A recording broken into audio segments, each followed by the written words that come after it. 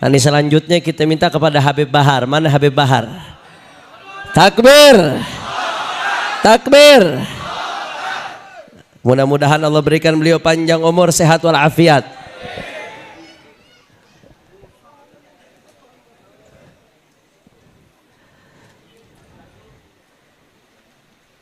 Nah,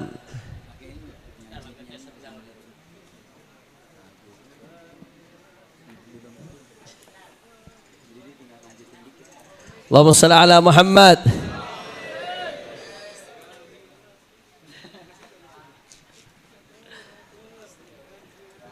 Fadhal. Takbir. Takbir. Ini karena acaranya pernikahan, tadi amanat dari imam besar kita. Karena Habib Bahar ini yang paling pengalaman urusan pernikahan, saudara. Jadi nasihatnya nasihat pernikahan dari Habib Bahar. Amanat dari imam besar kita. Is'alil khabir, tanya orang yang paling pengalaman, kata beliau. Takbir. Takbir. Assalamualaikum warahmatullahi wabarakatuh. Anda yang pelupa salam aneh.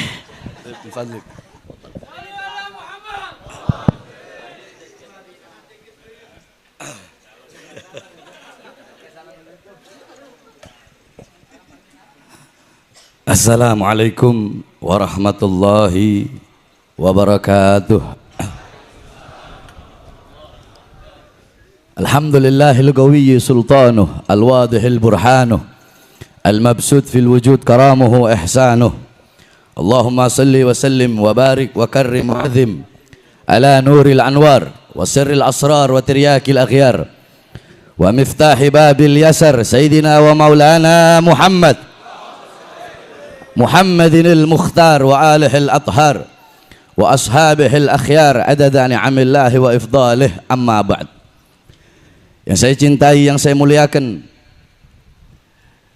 guru kita bersama orang tua kita, Imam Besar Al-Habib Muhammad Rizik bin Husain bin Syihab, mudah-mudahan Allah panjangkan umur beliau, Allah sehatkan jasmani dan ruhani beliau, Allah perkuat langkahan kaki beliau di dalam berdakwah, berjuang di jalan Allah, menuntun kita semua menuju jalannya Allah subhanahu wa ta'ala. Amin, amin, ya rabbal alamin. Yang saya cintai, yang saya muliakan, segenap anak-anak mantu beliau, Al-Habib Hanif Al-Attas, Al-Habib Alwi bin Smith, Al-Habib Muhammad Al-Attas, selaku Ketua Umum Front Persaudaraan Islam. Yang saya cintai, yang saya muliakan, segenap para habaib yang lain, segenap para kiai. Tadi saya di atas ketemu dengan Kiai Haji Qurtubi. Biasa kalau kita kan tim asap, jadi di atas. Kalau di sini ini tim-tim yang nggak berasap.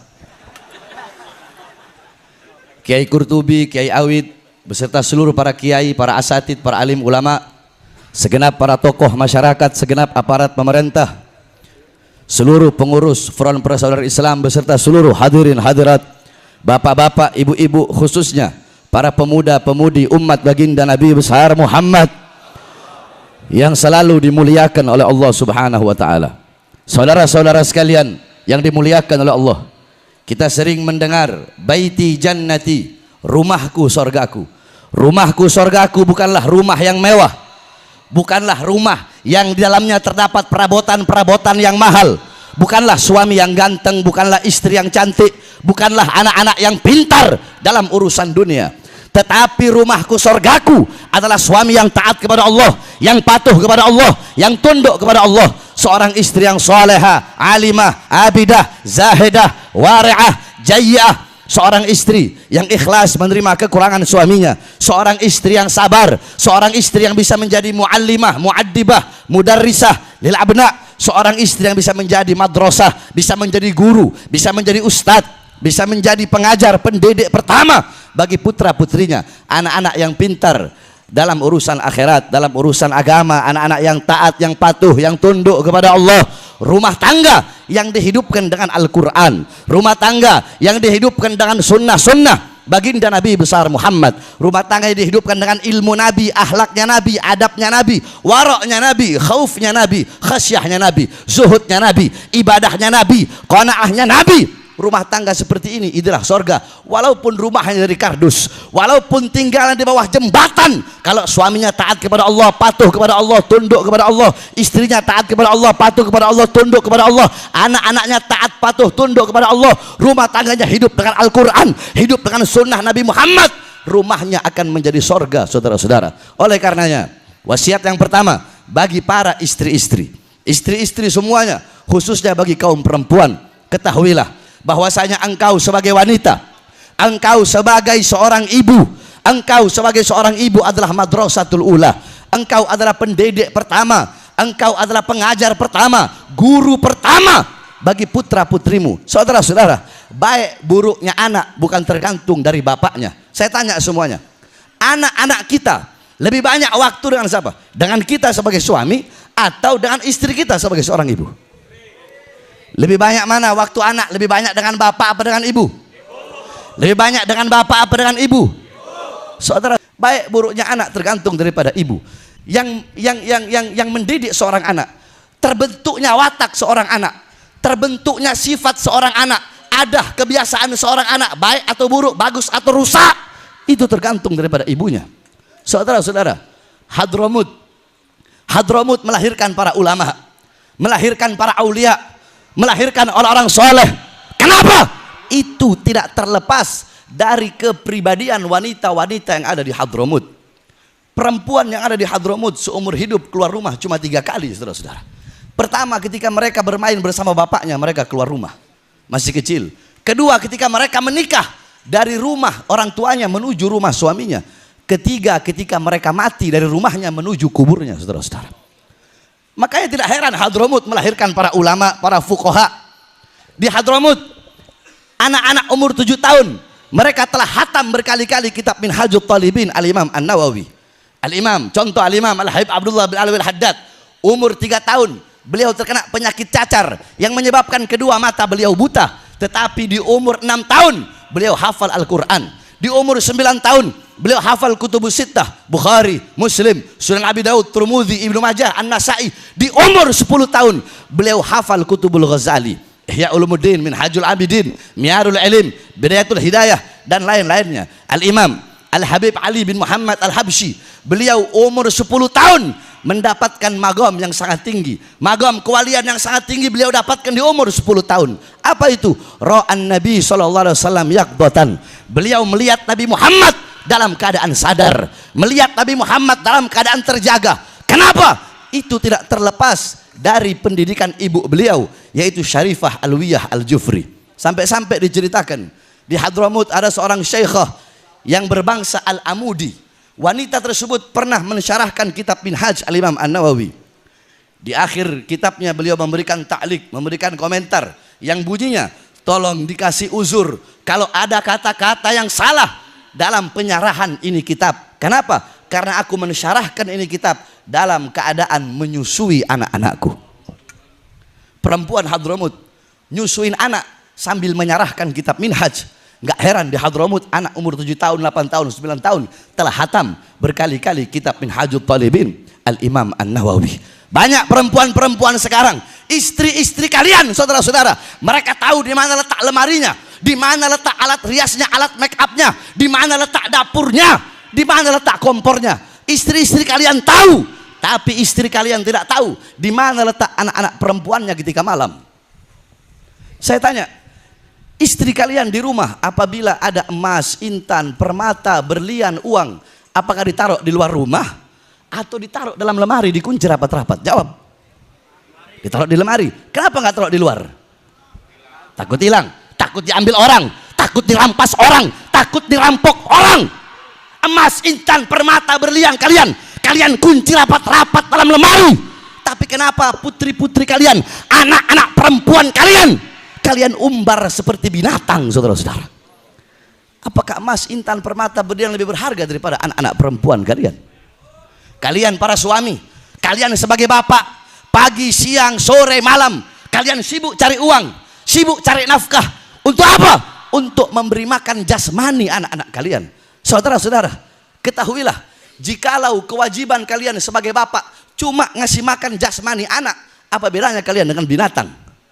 Kalau kewajiban kalian cuma cari uang, ngasih makan istri kalian, ngasih makan anak kalian, nggak ada beda dengan binatang. Kalian belum bangun, binatang sudah bangun duluan untuk mencari ikan makan untuk anak dan istrinya. Ada yang lebih wajib bagi kalian, ada yang harus kalian utamakan, ada yang harus kalian dahulukan, ada yang harus kalian pentingkan. Apa? Memberi makan jiwa, hati, dan roh anak-anak kalian. Apa makanan jiwa, saudara-saudara? Apa makanan hati? Apa makanan roh?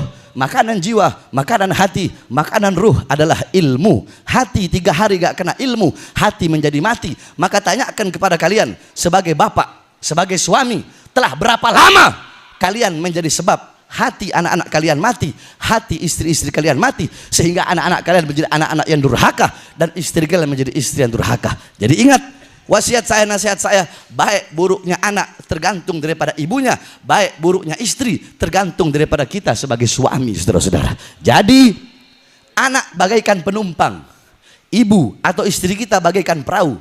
Kita adalah nahkoda daripada perahu tersebut. Apabila perahunya bolong, apabila perahunya rusak, maka tenggelamlah penumpang yang ada dalam perahu tersebut. Rusak atau tidaknya perahu tergantung kita sebagai nahkoda. Bukankah dalam Al-Quran Allah berfirman, ku anfusakum wa ahlikum naro.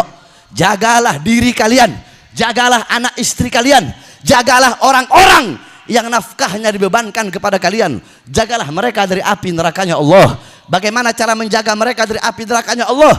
Alimuhum wa adibuhumuddin. Ajarkan mereka, didik mereka dengan pendidikan agama. Seperti hanya itulah cara untuk menyelamatkan anak istri kalian, keluarga kalian, rumah tangga kalian dari api nerakanya Allah Subhanahu wa taala. Wasiat bagi para istri-istri semuanya, saudara-saudara, zaman sekarang saya Bahar bin Smith kalau mau cari istri cantik sehari 20 bisa saya dapatkan. Mau cari apa? Istri kaya bisa saya dapatkan. Istri yang punya pangkat, punya jabatan bisa saya dapatkan. Saya tidak menafikan hidup saya dikelilingi sama perempuan. Makanya Habib Hanif bilang, Habib Bahar ceramah harus ceramah pernikahan, jangan keluar dari pernikahan. Ya akhir saya ceramah bahas masalah pernikahan. Karena memang dari semua yang ada di sini saya yang paling banyak nikahnya. Walaupun banyak yang masih lebih tua dari saya di sini, tapi kalau usia nikah saya lebih tua dari semua yang ada di sini, saudara-saudara. Bahkan dari imam, oh saya lebih kalau masalah pernikahan.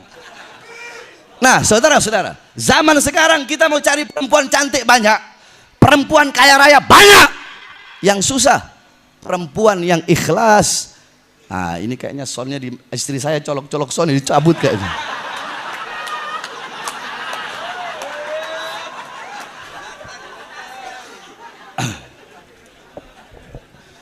Saudara-saudara, kenapa soundnya ini? Lun, jangan dicabut Lun. Kakak lagi ceramah Lun. Saya kalau ketemu besan Habib Ahmad bin Soleh, yang tadi anak beliau Said Bagir menikah dengan putri imam besar kita, yaitu Sayyid Bagir dan Syarifah Fairuz. Kalau ketemu Habib Ahmad, pasti Habib Ahmad bilang, Beb, masih ingat nggak waktu dulu sidang? Kenapa Beb? Anak udah lupa. Dulu yang waktu hakim pernah tanya. Jadi hakim waktu itu nanyanya ke Habib Muhsin bin Zaid. Mana Habib Muhsin? Oh udah pulang. Habib Muhsin mungkin ingat.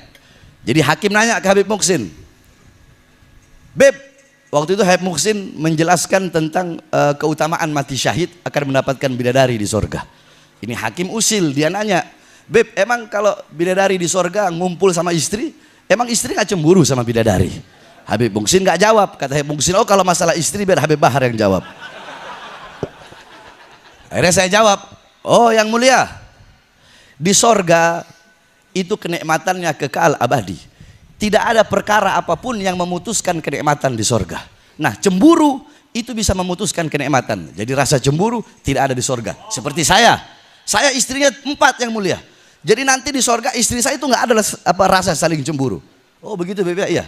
Begitu selesai sidang di skors, saya turun, istri saya Fadlun cemberut sama saya. Oh begitu Kak, enggak Lun, tadi kakak salah ngomong, salah ucap.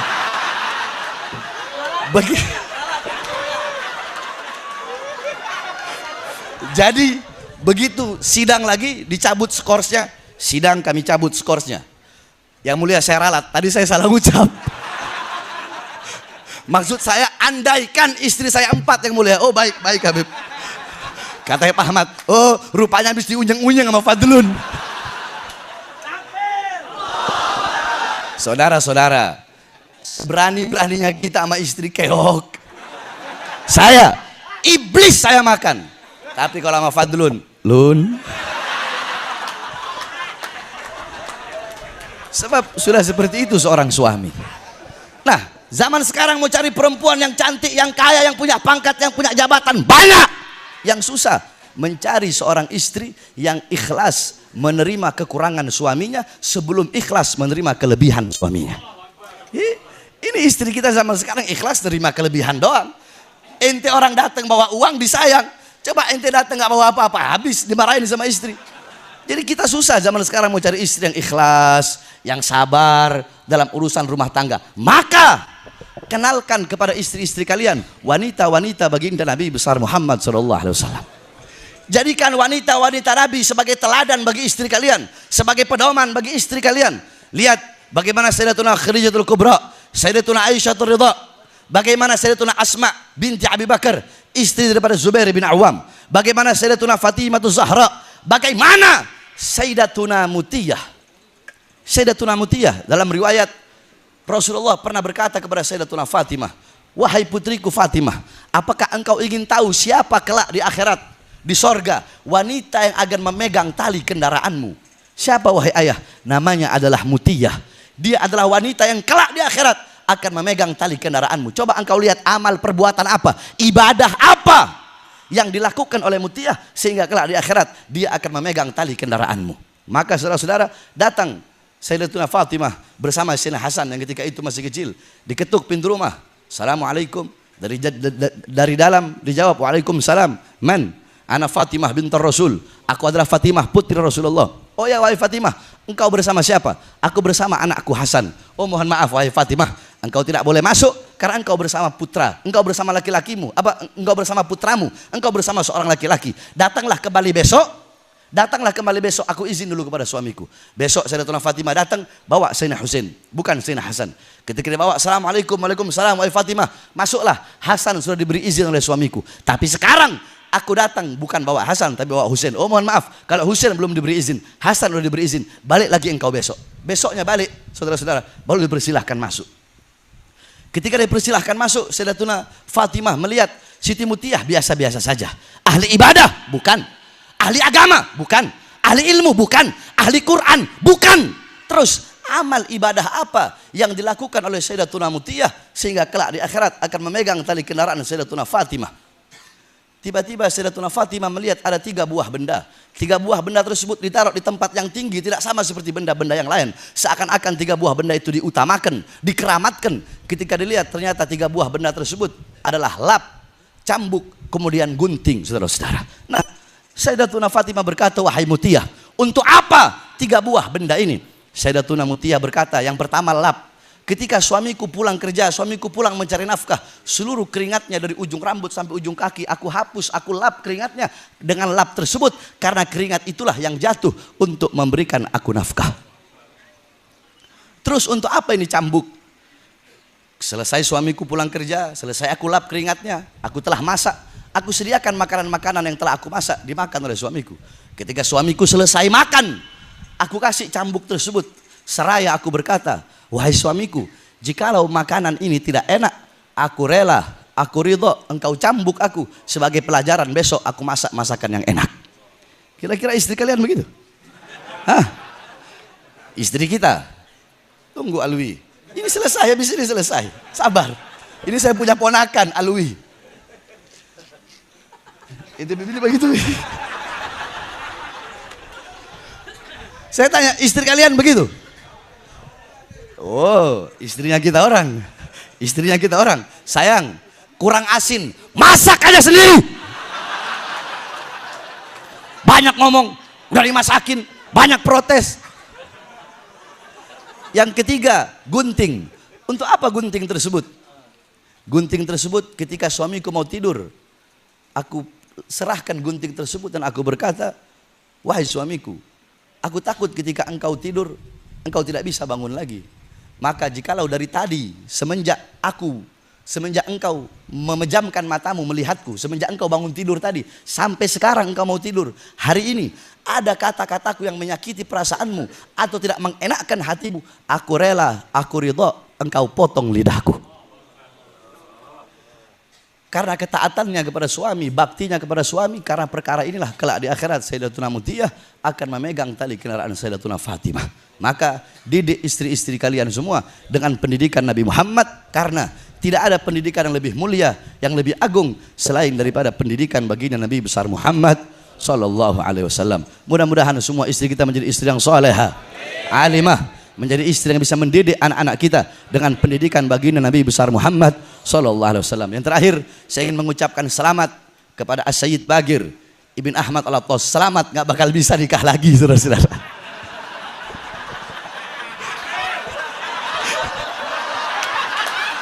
Walafu minkum. Wassalamualaikum warahmatullahi wabarakatuh. Allahu Akbar.